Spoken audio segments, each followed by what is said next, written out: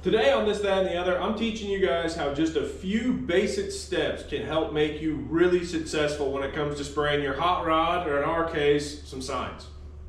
Okay, so I've spent a lot of time in industry, 15 plus years on spraying paints, but my son Eden here, 8 years old. Eden, you ever sprayed before? No. Okay, so we're gonna test our theory today to see if these few simple steps can make him successful in spraying one of these signs today. Now, step number one, before we get too carried away, is you actually have to understand the parts of a paint gun and how they work. So some guns can vary. Here we have an Ernest Iwata. We see a few simple features right off the bat. We see an air pressure gauge, which is here. We see a trigger. This is where our cup's gonna go because this is a gravity feed gun, meaning the fluid just flows down into it. Let's look at some other things that stand out to us though. We have two knobs here. Now this top knob is always gonna be our fan control. So this controls how wide or narrow our fan is. Our range should be 6 to 9 inches on that fan, but realistically, we want to keep him about 9 inches. We'll talk about him more as we come closer. Bottom one here, you see in line with the trigger, there's also a little needle that seats in there too. So however far we set back this controls how far we can pull the trigger, which controls how much fluid actually goes through. We see this guy, let's take him off right quick. This is going to be our tip. So as we move it, you see this is where that little needle seats inside of there. These can be varying sizes. So this one is probably not going to come up on camera, 1.3. These can range from 1.2 all the way up to 2.0. For us today on spray and clear coat, your range should be 1.2 to 1.4 should be the sweet spot for it. We've got a 1.3 in here today. This guy here though, this is our air cap. So this is where air and fluid meet together. So our fluid is coming out of this center hole that's right here. We see a series of air holes that are around there. That's just transferring air to this cap. Once our cap goes back on, we now still see that center hole. We see auxiliary holes which start our atomization. So whenever it's coming through here, it's just liquid paint. It comes through these auxiliary holes. This begins our atomization of the paint. So making it like little tiny molecules, if you will. These two horns that are here, they call them air horns, kind of looks like horns on a cow. These air horns are what actually control our fan, where we talked about with our fan control there. So step one is definitely going to be familiar with the parts of a gun so we can get it adjusted properly. Air pressure range on most guns will range somewhere between 20 and 25. For us today, we're going to be spraying around, because we're spraying on wood, we'll probably be spraying somewhere around 20 to 23 is what we'll be at. So let's get into it. Okay, so step number two to being successful while spraying is going to be understand the TDS. TDS is technical data sheets. Now, most of the time, these can be printed off in a paper series, kind of like you see over there on that wall. But on this particular case, a lot of these products have the actual generalized TDS that's on the cans themselves. So here we see a 4-to-1 ratio, 2 single flowing coats, 2 to 5 minutes between coats. And it gives you stuff too about when to work with it and everything else, if we're baking it, if we're not baking it. But if you're not following these TDS sheets, this is where things start to go sour real quick. If you wait too long, now your product doesn't stick. If you rush it too fast, now your product is actually going to basically be hurting itself. You're putting too much product on, which leads to solvent popping. Let's talk about the ratio then. So ratio is 4-to-1 mitts on there. There's several different ways that you can do this. If you're in a paint facility, you can get these kind of mixing cups that are here that have a wide range of ratios that are on them. For us, 4-to-1. We see here, if I wanted to do 4-to-1 in a full cup, my first one pours all the way to 9. Then I pour my catalyst from this 9 to that 9.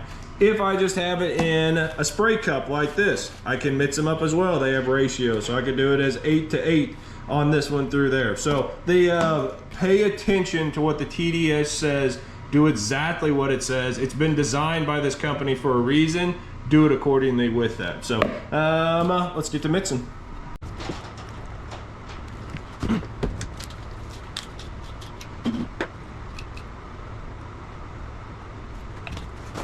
And stir, stir, stir. Don't just do this, oh, it's good. No, you need to make sure all of these products are fully mixed together. Once again, we have 4 parts of clear coat and only 1 part of catalyst that goes into this. It has to get stirred up thoroughly.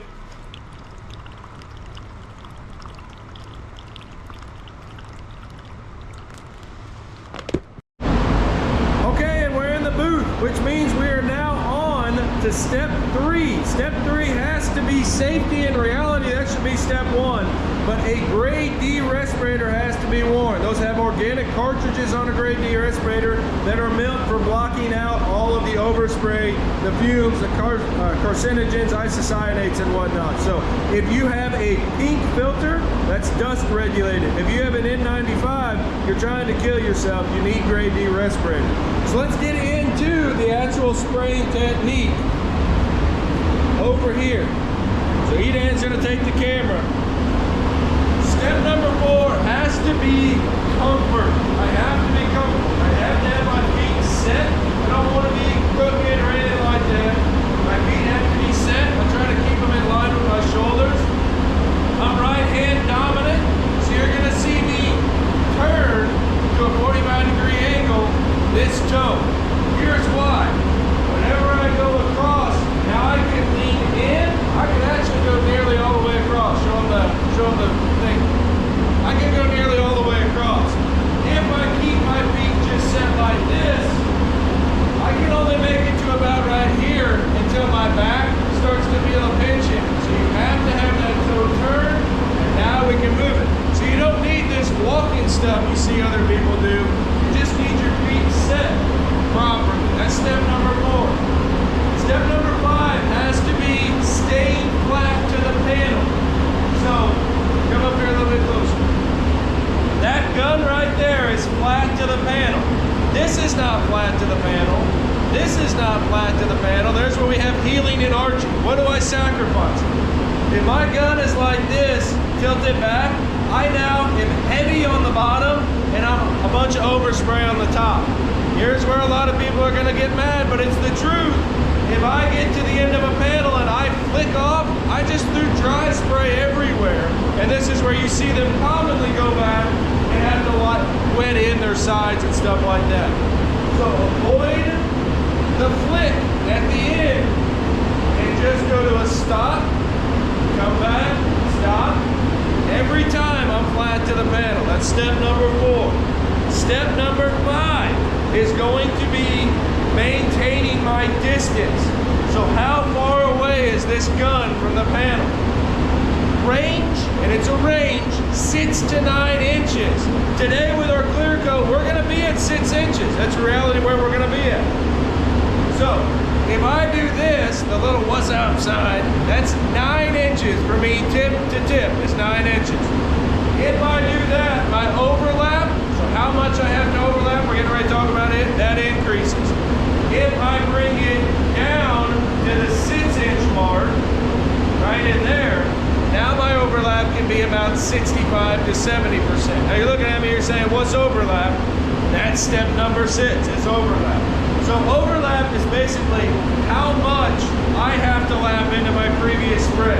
So if this is my first spray, my overlap has to be 65% overlapping into that. Not 50%, not 30%, not 40%, 65 to 70% lap if I'm 6 inches away.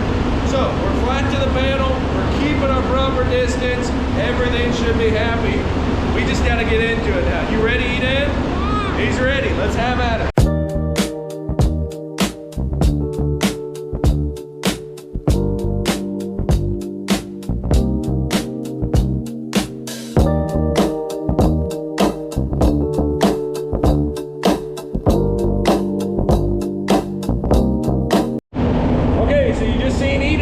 Up his first coat. He's got a second coat on now.